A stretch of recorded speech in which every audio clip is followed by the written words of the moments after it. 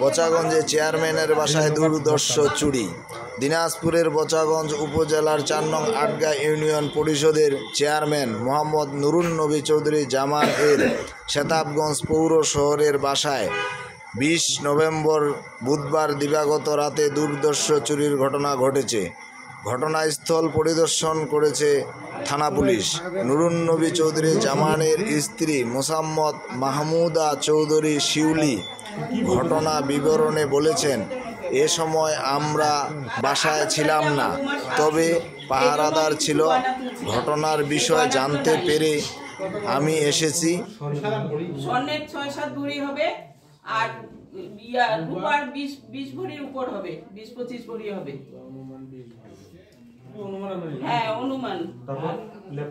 Laptop ২টা, বৌমার একটা ল্যাপটপ ছিল, ছেলের একটা ল্যাপটপ ছিল, দুইটার একটা অনলাইন। মোবাইল ফোন আমার ছেলের ছিল, ওগুলা এখন গেল, মানে এখন চেক তো কি করি না, হাত দেওয়া বলে যাবে না, আমি তো কিছু নাড়ি নাই।